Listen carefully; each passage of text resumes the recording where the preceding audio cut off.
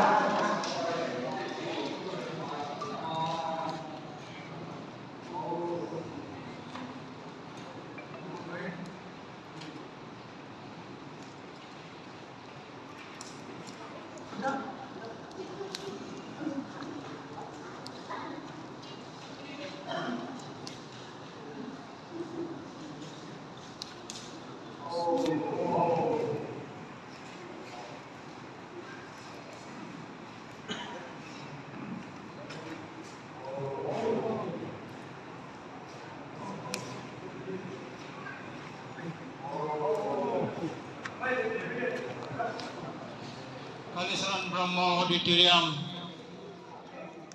हल बे गायसननाय मानव गेदेर हाबाफारि गोविंद चन्द्र बसुमतारी सार लोगोसे दुलाराय ब्रह्म धोरोम आफादनिफ्राय बायदि बिबानाव थानाय आइमोन आफामोन आइजो आफादगिरि नेहाथारि प्रसासनफोरनि गोनां आफादगिरि नेहाथारि आरो गोबां जोंनि दखर आफादनिफ्राय सफैनाय मानगोनां आफामोन आइमोन जों दिनैहाय रंजानायनि दिन जिहेतु आफाया जोंनि जिल्लानि थाखाय मोनसे गिदिरथार मोनसे महत खामानि जोंनो मावनो होनो नागिरदों। दिनैहाय जों नुदों जिल्लानि साफ्रोमबो आइ भक्त बाबामोना जे जा जों मोनदों दिनैहाय मोखां नायोब्ला बयबो रंजानाय मिनिनाय चेहेराफ्रानो एकदम गोजों मोखां जों नुनो मोनदों। बेनिखायनो दिनैहाय बयनिसिमबो आंनि सिबिनाय आरो बावहरबाय।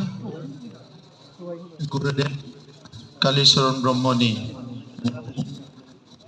जोंनि उदालगुरि ब्रह्म धोरोम आफादनिफ्राय थांनाय बोसोरावनो मोनसे अडिटोरियाम आरो गेस्ट हाउस लुनायनि मुङाव मोनसे खावलायनाय लाइजाम होदोंमोन आरो बेखौ थांनाय बोसोराव जोंनि जि फाइनेन्सियेल इयार बेवहाय जों गोबां स्कुल स्टेडियाम सिनेमा हल बायदिसिना लुनायलाय जोङो मिलायनो हायाखैमोन। नाथाय देग्लायनि जि गोदान फाइनेन्सियेल इयार बेवहाय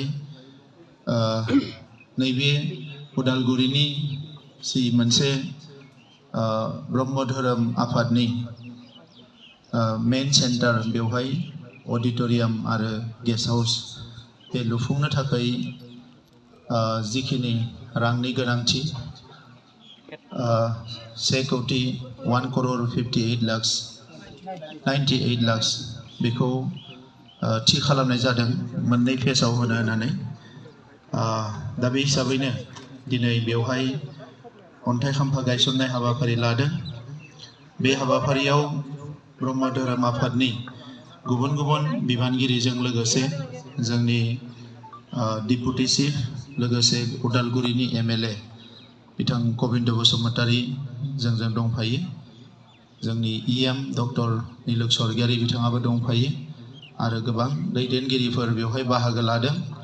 आङो गुरुदेव कालीचरण ब्रह्मनि आत्मानि खाथियाव आंनि खुलुमनाय आरो सिबिनायखौ बावहरदों।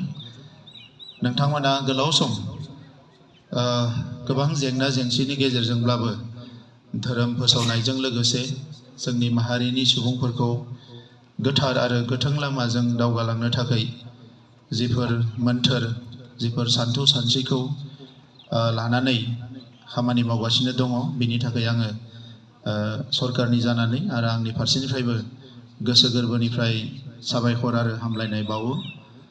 नैबे समाव आं सानो धोरोमनि दैदेनगिरिफोर गुरुफोरनि खामानि मावनाया आरोबाव गोख्रों आरो स्पिडआव जानांगौ। सम आरो बोथोरा सोलायनाय लोगो लोगोनो दिनै गोदान जोलैफोरनि गेजेराव मोनसे गोदान थासारि फैनायाव माखासेया गोनो गोथो जादों आरो बेबायदि थासारियाव गोनां जायो। आरो जिहेतु गुरुदेव कालीचरण ब्रह्म बिथाङा जोंनो गासैखौबो होलांखादों। भारत उदांस्रिनि सिगाङाव जोंनि माहारिया जोबोद गोनो गोथो मोनसे थासारियाव थानाय समाव रायजो गोमाजानाय बै समाव गुबुन हारिफोरनि एसे जोंनि फारसे गाज्रि नोजोरजों नायनाय जोंनि मानसिफोरखौ एसे मुगैसुनाय बेबायदि मोनसे थासारि दङमोन। दा बै समाव माहारिखौ फोसाबनानै मोनसे सोद्रोम माहारि दानायनि जि थांखिजों बिथाङा खामानि मावलांबाय दिनै बर' माहारि मालाबाबो बावनो हाया। आरो बिनि थाखायनो दिनै बिथांखौ जों बयबो गुरु होननानै मानिदों। जि धोरोमावनो थाया मानो जोंनि माहारिनि मानसिफ्रा बयबो बिथांखौ जोङो गुरु होननानै मानियो। बेनिखायनो जोंनि सरकार फैग्रोमोना जोङो गुरु धामखौ फोसाबनो थाखाय पर्बत जरायाव थांखि लादों। बिथांनि मुसुखाखौ रुपानि मुसुखा गायसननायनि बै समावनो थांखि लादों आरो बे खामानिया सोलिगासिनो दङ। आरो बिथांनि जि क्रिमिसन ग्राउन्ड बेखौबो डेभेलप खालामनो थाखाय जोङो हा गैयामोन, एसेल'मोन, हा लादेरबाय। बिनि लामा बानायनाय बेखौ सम्पुर्ण डेभेलप खालामनानै जि जायगानिफ्रायनो भक्तफोर फैया मानो बेवहाय थांनानै सिबिनो हानाय मोनसे बेबस्था खालामनो सानदों। बेनिबो हाबाफारिया सोलिगासिनो दङ। दा जोंनि ब्रह्म धोरोम आफादनि मोननैबो स्वरुप स्थिति आरो ब्रह्म आफाद जयै सावरायबाय थानायखौ मिथिनानै आं जोबोद गोजोननाय मोन्दों। आंबो हास्थायबाय थादोंमोन। दा मोननैबो आफादनि जि थानसालिफोर दङ, मन्दिरफोर दङ, बेखौ फोसाबनो थाखाय जोङो माखासे हाबाफारि लादों। गोबाव समनिफ्रायनो जाफुङाखैमोन। चिराङावबो फ्राय गासैदो लानानै 3 कौटिसो रां सेंसन होनाय जादों। गुरुधाम, गसाइगाव आरो दिनै उदालगुरियाव जोङो बे हाबाफारिखौ लादों। आङो मिजिंथिदों नोंथांमोना बिनि डिजाइनखौ नोंथांमोननि लुबैनाय बायदि खालामनानै लागोन आरो लोगोसे बेखौ मोजाङै इउज जानाय बेबहार जानायनि थाखाय जाहाथे मोजाङै लुफुंनानै लायो आरो फैबाय थानाय जेनेरेशना बेखौ मोजाङैनो बाहायनो हायो। आरो गुबुन गुबुन धोरोमफ्रा दानि जुगाव जेफोर हाबाफारिफोरखौ लायो, लाइमोनफोरजों गोरों गोराफोरजों जोंनि गोबां गुबुन आइजोफोरजों फरायसुला फरायसुलिफोरजों जि हाबाफारिफोरखौ लायो, आं निस्सय मिजिंथिगोन नोंथांमोनाबो बे हाबाफारिफोरखौ लाबोबाय थादों आरो लालांबाय थागोन। आरो बयनिबो गाहाम हास्थायनानै दिनै जोबोद सान्दुं गोसायावबो नोंथांमोना बेवहाय बाहागो लाफैदों। मोजां मोनसे हाबाफारिनि थाखाय आं निमाहा बिदों। जोङो एसे लेट जाबोबाय थादों। हाबाफारिफ्रा माखासे दङमोन, आरोबाव गोबां हाबाफारि दङ।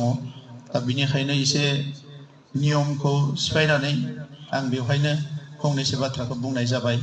जोंहा दैदेनगिरिफ्रा बेवहाय साइनासालि सिङाव बुंजानो लुबैदोंमोन दा उनाव फैनानै मालाबा आरोबाव रायज्लायबावगोन आङो बयनिसिमबो साबायखर बावनानै बे हाबाफारिखौ नोंथांमोन बयनिबो अननायाव आरो गुरुदेबनि आशीर्बादाव मावफुंनो थाखाय आखायाव लानाय जाबाय गोजोन्थों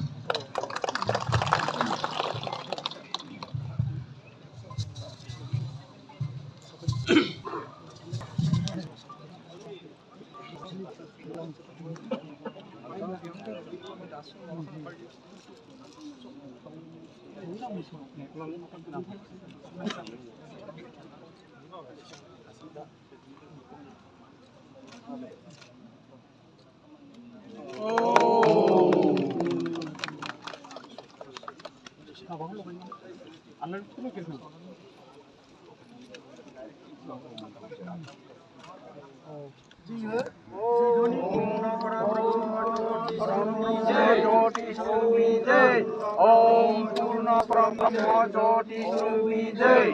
Om Purna Param Brahma Jyoti Shuddhi Jai.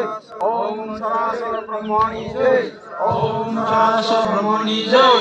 Om Saraswar Brahmani Jai. Om Purna Param Brahma Jyoti Shuddhi Namo.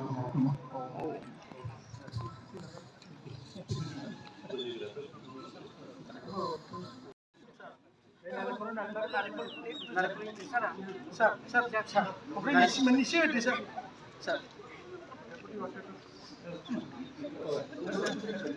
Chef, bukan Bapak biju juga, Sir.